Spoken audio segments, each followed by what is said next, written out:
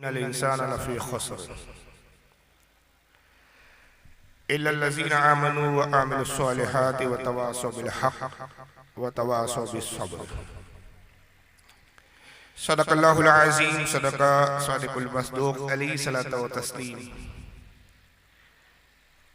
इन्नल्लाह व मलाइकतहु युसल्लूना अलन नबी या अय्युहल्लज़ीना आमनू सल्लु अलैहि व सल्लिमू तस्लीमा।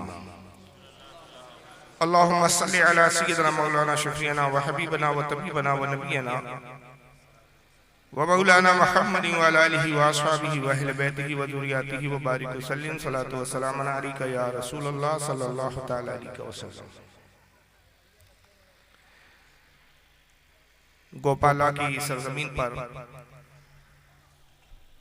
जो यूपी से ताल्लुक़ रखता है ये कस्बा,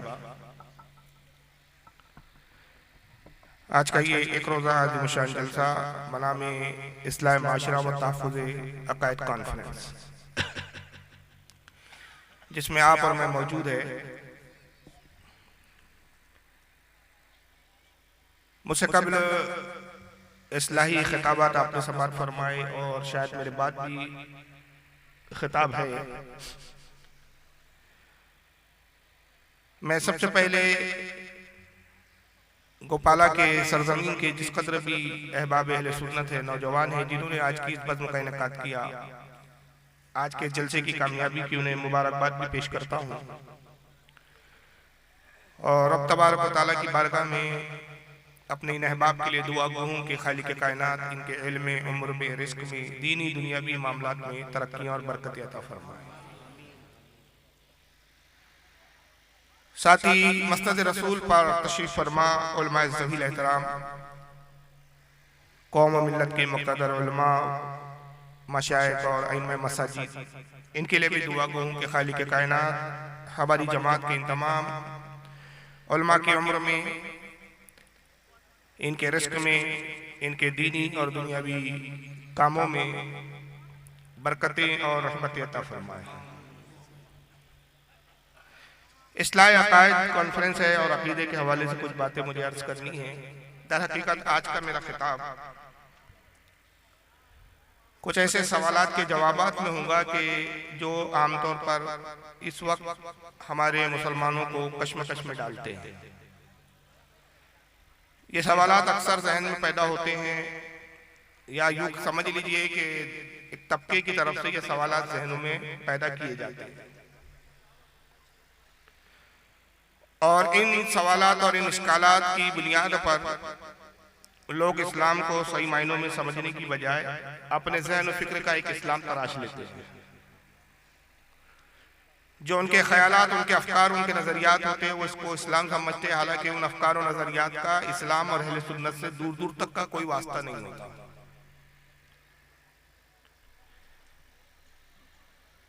आप सभी जानते हैं कि मुसलमानों में इस वक्त बहुत सारे फ़िरक़े मौजूद हैं।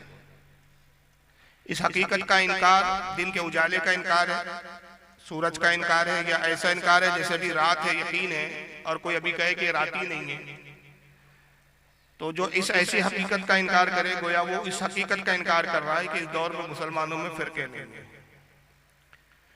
फ़िरक़े तो है, लाजमी तौर पर है और अलग अलग नामों से नामज़द है। कोई अपने आप को देवबंदी बताता है, कोई अपने आप को बरेलवी कहता है, कोई अपने आप को शिया कहता है, कोई अपने आप को जमात इस्लामी का बताता है, कोई अपने आप को अहले हदीस बताता है। मुख्तलिफ नामों से मुख्तलिफ फ़िरक़े इस वक्त दुनिया में मौजूद है और हर फ़िरक़े की अपनी मसाजिदें हैं, उनके अपने उलमा हैं, उनकी अपनी किताबें हैं, उनके अपने नज़रियात हैं, उनकी तकरीर हैं, उनकी वाज़ है, उनकी नसीहतें हैं। हर फ़िरक़ा अपनी जमात को हक़ पर बताकर लोगों को अपनी तरफ बुलाने की कोशिश में कोशा है और दावत देता है कि मैं ही हक़ पर हूँ, मेरी तरफ आप तशरीफ़ ले आए। ऐसे सूरत हाल में मुसलमानों में तीन तबके हो जाते हैं। मुसलमानों का एक तबका वो है जो अहले सुन्नत व जमात अपने आप को कहता है, उनके माँ बाप भी अहले सुन्नत थे, बाप दादा भी अहले सुन्नत थे और अहले सुन्नत व जमात पर इस कदर मजबूती से कायम है कि उसने एक नज़रिया और अकीदा अपने तय बना रखा है कि मेरे माँ बाप, मेरे आबा और अजदाद अहले सुन्नत थे, मैं भी अहले सुन्नत हूँ और इंशाअल्लाह मरते तक मैं और मेरी नस्ल अहले सुन्नत रहेंगी। ऐसे हजरात को हमारी अपनी जबान में हम कहते हैं मुतसल्लिफ सुन्नी, पक्का टन टनाटन सुन्नी।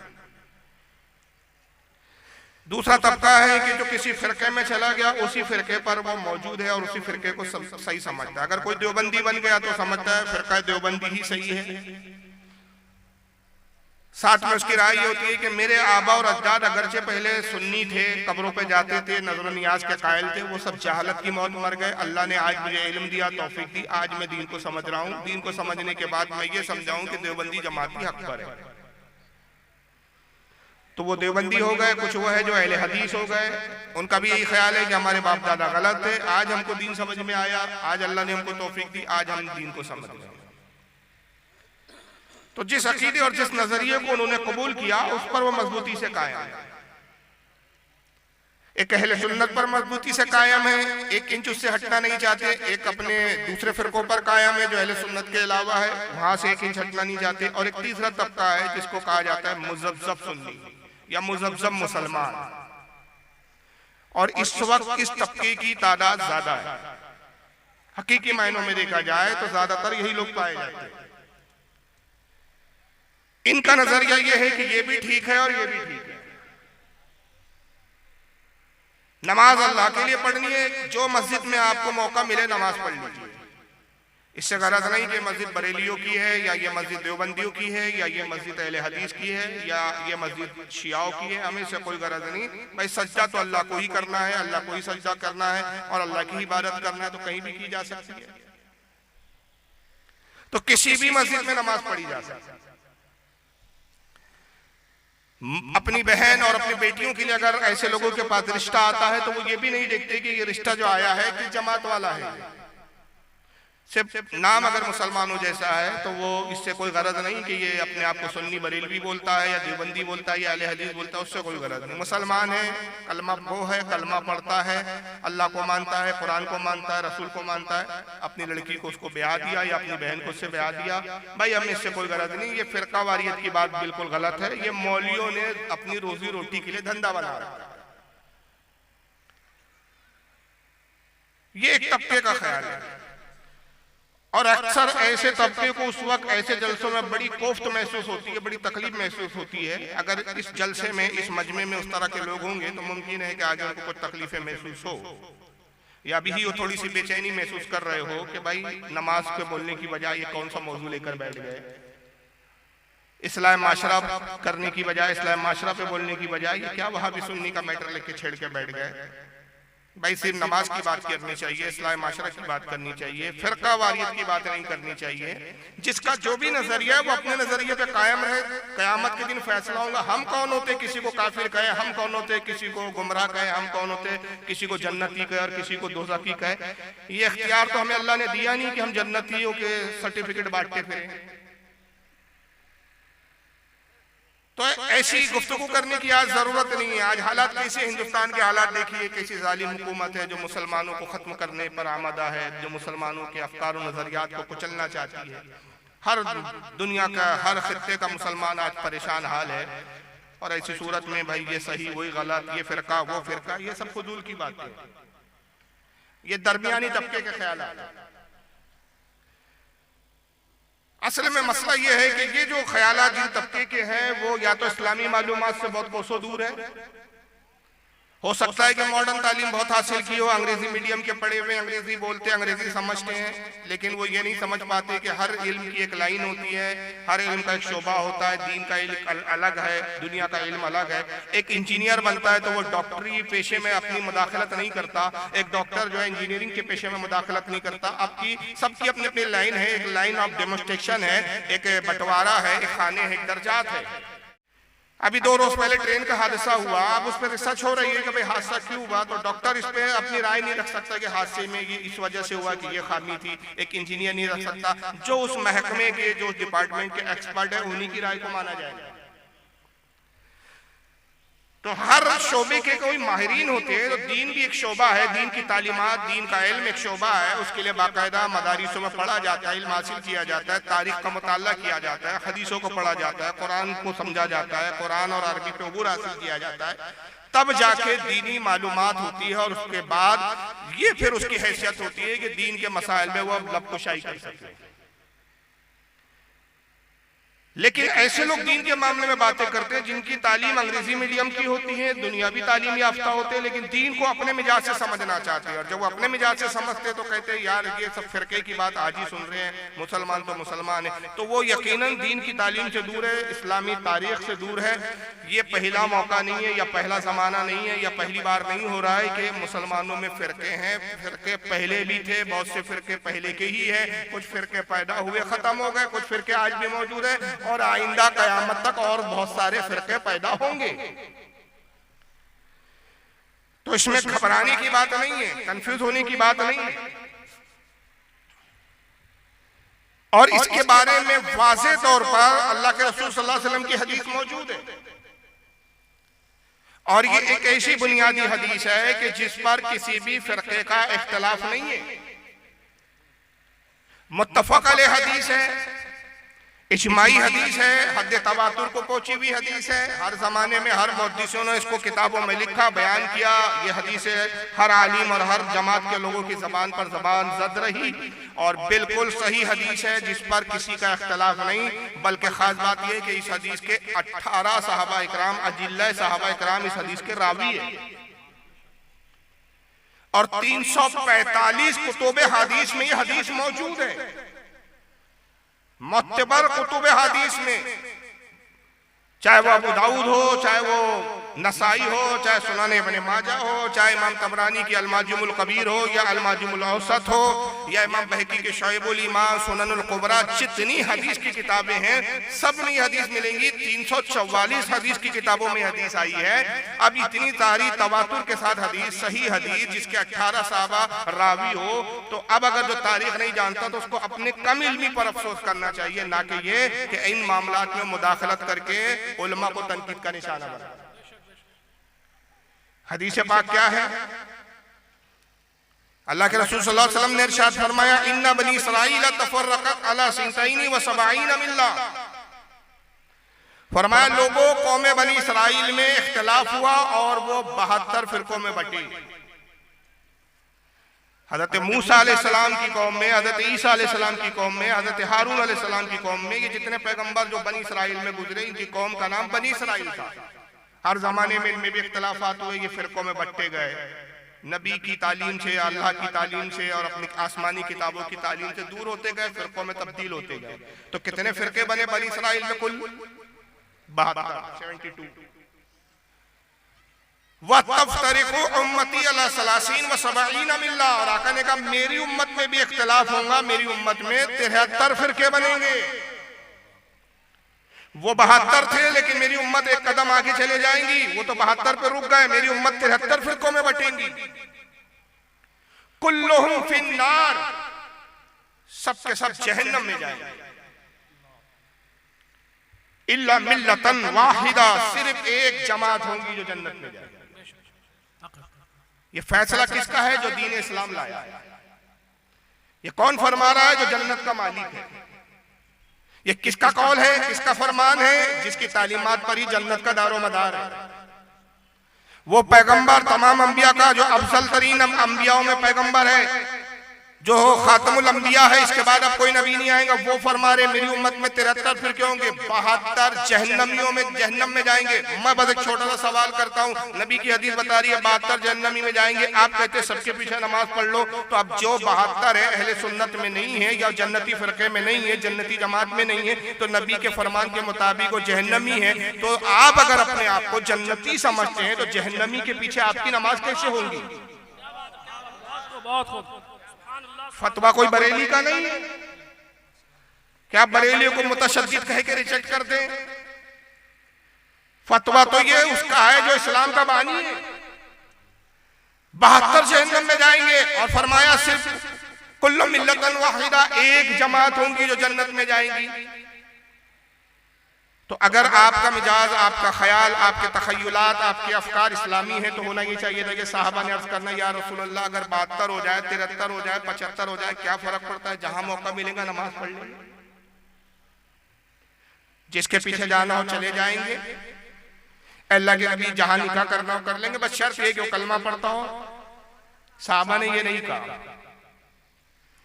साहबा का आइंदा जो जुमला आ रहा है हदीस में, जो सवाल है वो बता रहा है कि साहबा का नजरिया और एतकाद क्या है।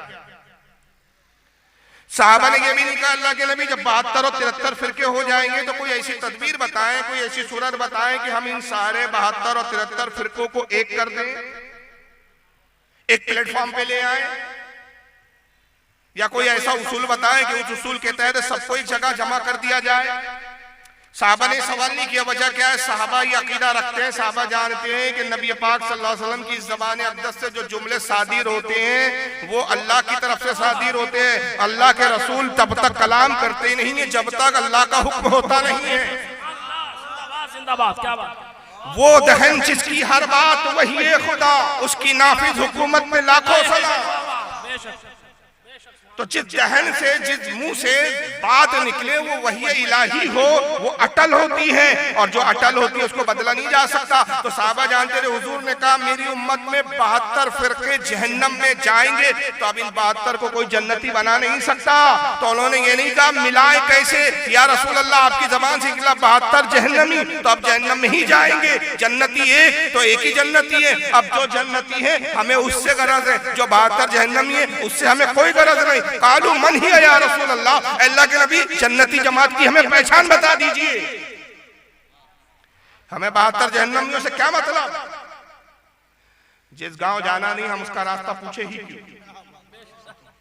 जो मंजिल मकसूद है वो मंजिल बताए हमें, उसका पता दें आप हमें। कालू मन ही है या रसूल अल्लाह, अल्लाह के नबी जन्नती जमात की पहचान बताए, निशानी बताए। तो आका ने ये नहीं निशानी बताई कि जो किसी भी मस्जिद में पाबंदी के साथ नमाज पढ़ेगा वो जन्नती, जो कुरान की खूब तिलावत करेगा वो जन्नती, जो हदीस की किताबों का मुताला बहुत करेगा वो जन्नती। ये मेयार नहीं बनाया, पहचान नहीं बनाई जन्नती की। क्या फरमाया? काला माना अलैहि व अस्हाबी, का जन्नती वो होगा जो मेरे और मेरे सहाबा के अकीदे पर होगा। अब हमारा दावा यह है कि हम अहले सुन्नत व जमात, हम अहले सुन्नत व जमात है। हम कौन है? लेकिन दुश्मनों ने हमें चिढ़ाने के लिए, छेड़ने के लिए बरेलवी कहा। हालांकि मैं महाराष्ट्र में रहता हूं, मैं तो बरेली में रहता नहीं हूं, तो मैं बरेलवी नहीं हो सकता। लेकिन चिढ़ाने के लिए क्यों कहा? इसलिए कि इस जमाने में अहले सुन्नत व जमात की तालीमात को सबसे बढ़कर और सही तरीके से उम्मत तक जिसने पहुंचाने का काम किया वो हुजूर सैयदी आला हजरत फाजिल बरेलवी रज़ी अल्लाह ताला। और उनको इस सदी का, इस दौर का हम सबसे बड़ा आलिम मानते हैं। चूंकि हम उनको अपना बुजुर्ग और पेशवा जानते, उनके बरेली शहर की निस्बत से हमें बरेली कहा गया, चिढ़ाने के लिए कहा गया। लेकिन हमने कहा हम चिढ़ने वाले नहीं। अगर तुम आला हजरत की भी तरफ हमारी निस्बत करते हो तो आला हजरत को भी हम जन्नती मानते हैं, तो तुमने जन्नती की तरफ ही निस्बत की, तो ये निस्बत भी हमें कबूल और मंजूर है। तो हम इस पर चिढ़ते नहीं। तो कर्ज के हम अहले सुन्नत व जमात है, और हमारा अकीदा यह है कि हम ही हक पर है, हम ही जन्नती है। और उसकी दलील यह है कि हज़रत हुजूर ने कहा जो मेरे और मेरे सहाबा के अकीदे पर होगा। तो हम ये दावे के साथ कहते हैं कि हमारा वही अकीदा है जो अल्लाह के रसूल का है, जो अकीदा सहाबा इकराम का है। लोग ये बात करते हैं कि सबको मिलाकर चलना चाहिए, ये ना सहाबा का अकीदा है ना ये रसूलुल्लाह का अकीदा है। और इस नजरिए का इस दौर में जो सबसे बड़ा बानी है, या जिसकी तकरीरों को सुनकर बहुत लोगों के जहन खराब हुए, उस शख्स का नाम है मौलवी तारिक जमील।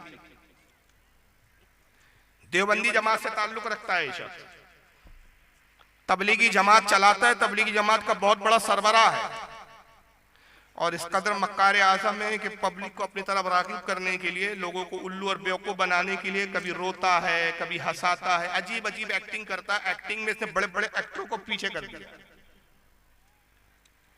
उसने इतनी तकरीरें की इस बात को पर, इतनी तकरीरें की, इतनी, इसके सिवा उसके पास कोई तकरीर ही नहीं है कि सब एक हो जाओ, सब मिलजुल कर रहो, फिरका वारियत की बात मत करो, किसी को गलत मत कहो, गांधी जी के 3 बंदर बन जाओ, बुरा देखो मत, बुरा सुनो मत, बुरा बोलो मत। न ये कुरान की तालीम है, न ये हदीस की तालीम है। आइए तारिक जमील साहब की मैं पहले आपके सामने वो बयान का वीडियो रख दूं कि आप देखें कि इनकी जनाब की तालीम क्या है, कहना क्या चाहते हैं, बताना क्या चाहते हैं।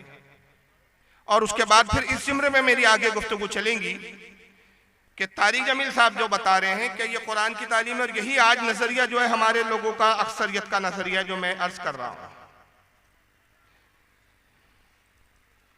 सुनिए। मैं तुम्हें अल्लाह उसके रसूल का वास्ता देता हूं, उम्मत बन के रहो, मुस्लिम बन के रहो, कोई गुंजाइश नहीं। अपने अपने अकीदे पर पक्के रहो, दूसरे के लिए गुंजाइश रखो। अपने अपने अकीदे पर पक्के रहो, दूसरे के लिए गुंजाइश रखो। यही है वो नजरिया जो लोगों के जहन में इस वक्त बसाया जा रहा है। अपने अपने अकीदे पर मजबूत रहो, दूसरे के लिए गुंजाइश रखो। किसी को बुरा मत बोलो। ठीक है, आप बरेलवी हैं, अपने अकीदे पे पक्के रहो, दूसरे के लिए गुंजाइश रखो, दूसरे को बुरा मत बोलो। आप अगर आप देवबंदियों को सही मानते, ठीक है, देवबंदी बने रहो, बरेलियों को बुरा ना कहो, शियाओं को बुरा ना कहो, कादियानियों को बुरा ना कहो। आप अपने अकीदे पे कायम रहो, दूसरे के लिए गुंजाइश रखो। गोया दूसरे लफ्जों में तारिक जमील के इन जुमलों को जो बड़ी अच्छी उर्दू में उन्होंने अदा किया, अगर मैं एक गावरानी जबान में, लोकल जबान में बोलूं तो यह है कि गोबर और हलवे को मिला के खा लो। अब कोई अक्लमंद तैयार है इसको कि गोबर और हलवे को मिलाएं और खा लें? या दूसरे लफ्जों में तारिक जमील कहना यह चाहते हैं कि दूध भी पी सकते हैं, मूद भी पी सकते हैं। और इस्लाम का नजरिया यह है कि जो चीज हलाल है उसको इख्तियार किया जाएगा, जो चीज हराम है उसको छोड़ दिया जाएगा, गुंजाइश नहीं है। ये बातिल फिरकों का मिजाज है, और यही मिजाज मुशरिकाने मक्का का था। मुशरिकाने मक्का आए थे, मक्का के मुशरिक बुतों के पूजने वाले अबू तालिब के पास, हुजूर के चचा अबू तालिब के पास आए, कहा अबू तालिब अपने भतीजे को समझाओ, हमारे माबूदों को बुरा कहता है, हमारे माबूदों को आजीज और कमजोर ठहराता है, पत्थर के माबूद करार देता है, बेबस कहता है।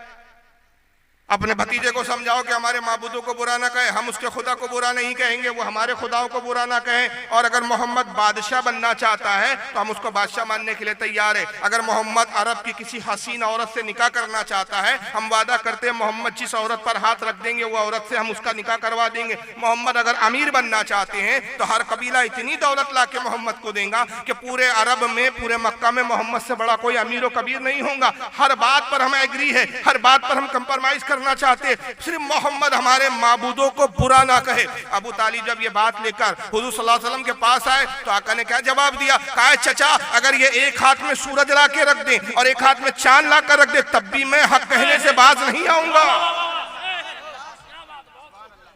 तो सब मिलजुल कर रहो, किसी को बुरा मत कहो, किसी को गलत ना कहो। ये मुशरिकीन का अकीदा है, ये रसूलुल्लाह का अकीदा, और यही अकीदा आज अहले सुन्नत का है कि हम जन्नती हैं तो हम अपने अलावा किसी को जन्नती मानने के लिए तैयार नहीं। और जो कहते सब आपस में एक, तो उसके बारे में आका एक हदीस में फरमाते अल कुफ्र मिल्लतुन वाहिदा, कुफ्र अपने आप में एक जमात है। कुफ्फारों का कुफ्फारों से कंप्रोमाइज हो सकता है, ईमान वालों का कुफ्फारों से कंप्रोमाइज नहीं हो सकता। अब तारिक जमील साहब का यह कलाम सुनने में तो बहुत अच्छा लगता है लोगों को, भाई अच्छी ही तो बात की है, मसालियत की बात की है, काम उम्मत बन के रहो, एक दूसरे के लिए गुंजाइश रखो।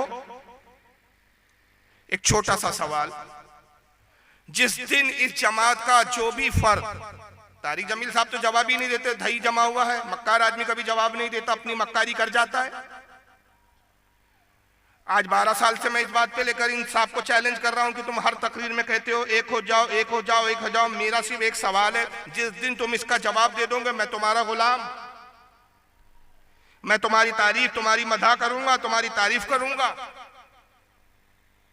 और आज मैं इस मस्जिद से ऐलान करता हूँ उलमा की जिम्मेदारी, उलमा की मौजूदगी में, उलमा की सरपरस्ती में जिम्मेदारी के साथ कि अगर ये तारिक जमील साहब तो बोलते नहीं है, इनके चाहने वालों में कोई देवबंदी अकीदा रखता हो या कोई इस तरह का पिलपिला मुसब्सब अकीदा रखता हो कि सब ठीक, एक दूसरे के लिए गुंजाइश रखो, किसी को बुरा ना कहो, किसी भी जगह नमाज पढ़ लो, कहीं भी चले जाओ, किसी से भी निकाह कर लो, तो एक छोटा सा सवाल, कुरान की सिर्फ एक आयत मुझे ऐसी दिखा दो कि जिसमें अल्लाह ने कहा हो कि एक दूसरे के लिए गुंजाइश रखो और आपस में इत्तेहाद के साथ रहो, मैं गुलामी करने के लिए तैयार हूं।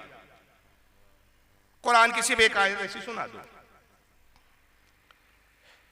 मैंने एक बार नहीं 12 कुरान का मुताला किया और हमेशा मुताला करता रहता हूं, पढ़ता रहता हूं, कुरान की आयतों पे गौर करता हूं। कई कई खत्म कुरान हो गए, मुझे आज तक एक आयत नहीं मिली, मगर ये आयतें तो जरूर मिली कि अल्लाह ने हमेशा जब भी फरमाया यही फरमाया, बातिल को छोड़ दो, हक के साथ आ जाओ। हक और बातिल एक हो जाए ये नहीं कहा। और एक जगह मैं बताऊं, एक आयत पढ़ रहा हूं, वरना इस पर मुताद्दिद आयतें तिलावत की जा सकती है। एक सरी और वाज़े, इतनी वाज़े आयत है कि जिसके अंदर ऐसे नजरिए रखने वालों का अल्लाह पाक ने कुरान अज़ीम में इतना खुला रद्द किया है कि मैं कहता हूं इसके बाद कोई वजाहत की जरूरत ही नहीं है। पारा नंबर 1 है, सूरह बकरा है, आयत नंबर 42 है। रब इरशाद फरमाता है, वला तलबिसुल हक्का बिल बातिली व तक्तुमुल हक्का व अंतुम तालमून। अल्लाह फरमाता है कि हक और बातिल को आपस में ना मिला, हक और बातिल को आपस में ना मिलाओ, और जानते बूझते दीदा व दानिस्ता, जबकि तुम इल्म रखते हो, शऊर रखते हो, जानते हो, हक को ना छुपाओ। अल्लाह कहता है हक छुपाने वाले मुझे पसंद नहीं, मैं उन्हें पसंद करता हूं मुसलमानों को जो बा बहांगे दोहल डंकी की चोट पर हक का इजहार करते हैं, और जो हक के इज़हार करने में पशो पेश करे वो मुनाफिक होते हैं। तू भी ठीक, तू भी ठीक, ये मुनाफिक की सिफत है। और मेरे आका इसकी तशरीह करते हैं कि मुनाफिक किसे कहा जाता है। साहबा ने अर्ज़ किया, अल्लाह के नबी मुनाफिक कौन होते हैं? सरकार ने फरमाया मुनाफिक की ये तारीफ है, मुनाफिक उस बकरी की मानिंद है। सही मुस्लिम में हदीस मौजूद है कि कभी बकरों के इस रेवड़ में जाती है वो बकरी, बकरी की मिसाल दी उसको, ऐसी बकरी के मानिंद है मुनाफिक। कभी बकरों के इस रेवड़ में जाए, कभी उस रेवड़ में जाए, और फिर हामला हो जाए तो पता ही न चले किस रेवड़ से बच्चा ले आई। ये है ऐसे पिलपिलों की मिसाल। और ये मिसाल बरेली के मौलाना ने नहीं दे रहे, रसूलुल्लाह दे रहे। पढ़ो तो कुछ किताब के मुताले तो करो, अक्ल में दिमाग में मजहब तराशा रखा और उसी को मजहब बना दिया। क्या तारीख इस्लाम में इससे पहले फिरके नहीं हुए? अब जब वो बातिल फिरके पैदा हुए तो हमारे उलमा ने क्या किया, उनके साथ क्या सलूक किया, हमारे आइम्मा ने क्या किया? इमामों का, उलमा का काम ही ये होता है कि जब जब बातिल सर उठाए, अपनी कौम को बातिल से आगाह करके बातिल से बचाएं और बातिल के मिटाने की कोशिश करें। उन्हें ही उलमा कहा गया है। और अगर जो भी पैदा हो रहा है, जो भी अफकार और नजरियात आ रहे हैं, सब मिलजुल के रहो, तो फिर उलमा की जरूरत ही क्या है भाई? फिर उलमा का काम ही क्या है? फिर ये मदारिसों की जरूरत क्या है? फिर इन किताबों की जरूरत क्या है? पहले भी फिरके बने, और जब जब फिरके बने हमारे अइम्मा ने अपनी जिम्मेदारी समझ के उन फिरके के अकायदों का रद्द किया। अगर वो अकायद और नजरियात कुफरिया थे तो बाबांगे दोल डंकी की चोट पर फतवे लगाए कि ये लोग काफिर है, और इस अकीदे को जो माने या इस जमात में जो चला जाए वो भी काफिर है। तारीख इस्लाम में सबसे पहला फिरका कौन सा बना आप जानते हैं?